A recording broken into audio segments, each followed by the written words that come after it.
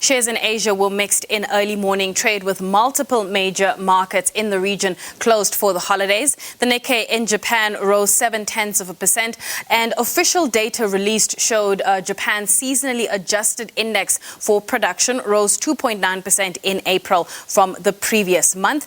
Markets in Australia, mainland China and Hong Kong are closed for the holidays. However, when we look at what's happening in the cryptocurrency space, Bitcoin jumped to trade at $39,593. And those gains came after Tesla CEO Elon Musk said the electronic vehicle maker will resume Bitcoin transactions once it confirms reasonable clean energy usage by miners with positive future trends. However, when we look at what's happening on the European side, stocks advanced higher to start the week as investors look ahead to the June meeting of the Fed Reserve. Stateside, U.S. futures little unchanged at this point. But to talk about the various themes circulating through the markets from a global perspective as well as from a local perspective, we are going to have Gary Booysen with us. But when we look at that European markets picture, it's green across the board. And of course, what investors are going to be looking out for is that FOMC meeting on Wednesday. The reason why it's important is that it could go either way. We all know that it is expected that the Fed will keep the monetary policy unchanged. However, everyone's going to be looking at to see whether they might adjust their view and whether they still believe that inflation is transitory. But to talk about that, we're joined by Gary Booysen from Rand Swiss. Gary, thank you so much for your time this afternoon. Let's talk about the JSE. I mean, how's that doing so far? So it's a bit of a mixed day today. So we've got, obviously, the public holiday on Wednesday, which I think is taking out a little bit of volume out of the market. As you're saying in the lead there, the huge data point this week is going to be that FOMC meeting, and that meeting is underway. It's a 2-day meeting. So I think at the moment, we've really just got markets kind of jostling backwards and forwards. We've got gold prices down a little bit, dollar a little bit firmer, but we do have oil prices higher as well. So it's a very mixed bag, as I think traders just trade water ahead of the public holiday locally, but also that big US data point out on Wednesday.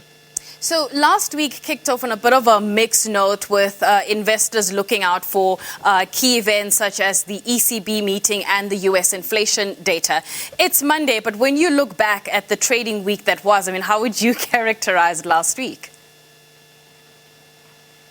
Yeah, so markets were still positive. So, the kind of bull run that we're seeing, just that's been supported by this loose monetary policy and by the fiscal policy that's coming through from the Biden administration continued last week. But I think everyone is just so focused on what's going to happen with inflation. So the big number, I mean, the ECB, obviously, they spoke. There was no major action coming out of them. But the big number of the week was that inflation number. Now, remember, coming into last week, we had come off, obviously, that non-farm payrolls print that had just missed expectations. So the labor market in the US not growing quite as much as everyone expected. That kind of created this expectation that the Fed would allow monetary policy to stay loose for a little bit longer than people thought. And then obviously we got that US CPI printout. I mean, it came in at 5% versus an expectation of 4.7% in the headline number. The core number was at 3.8% versus a 3.5% expectation. So both of those numbers coming out higher than the market expected, which just shows that there's more inflation in the system than markets were pricing in. And obviously on the back of that, people got a little bit more cautious. We saw a little bit more risk on trade into the end of the week. We saw the likes of the Rand pulling back from the kind of low 1340s to the dollar, which it had traded all the way out to above 1370. So risk, that kind of just a reduction in risk appetite was kind of the feeling going into the end of the week, even as the S&P and the JSE chalked up minor gains. Right. So on Wednesday, we have the FOMC meeting. I mean, if you had to guess, what do you think will be the one key question that Fed Chair Jerome Powell will have to field after that FOMC meeting during the Q&A session?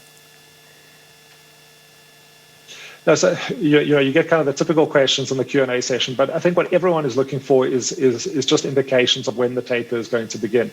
So I've seen all sorts of different views on what this means. So, our kind of base case is that taper should probably begin towards the end of this year. So that's the end of their bond buying program, and potentially the beginning of next year. I've seen some banks coming out and saying that if we even get a mention of taper in this in the Q&A session afterwards, we're going to see markets falling on the back of that, as obviously they expect that easy monetary policy to end. But our feeling is the right time to taper is probably going to be end of this year, beginning of next year. Obviously, if he gives any indication that it's going to be later than that, I mean, that's going to be equity market positive. It's obviously going to send assets like gold up, because we're going to see a lot weaker US dollar. But yeah, I think it's all about when those bond buying, at least those bond purchases are scaled back.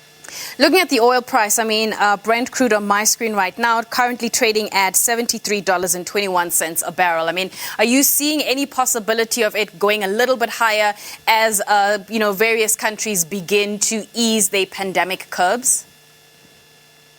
Yeah, obviously, if everyone eases their pandemic curbs, as you say, and people get back to work, the vaccine rollouts continue the way that they've been going, I mean, obviously, we can expect a much higher demand. So we've already had the International Energy Agency coming out and saying and calling for higher production, which is kind of a little bit strange. So this is the same agency that was saying that we should be, spending no more money on sinking new oil wells, and we should be cutting production into 2050 as we move towards renewable energy. So a little bit of mixed messages coming out of them, but they're calling for more production. They're saying, at the rate that these economies are opening up, we're just not going to have enough oil. We need OPEC Plus to release more barrels into the system. Otherwise, we are going to see higher prices.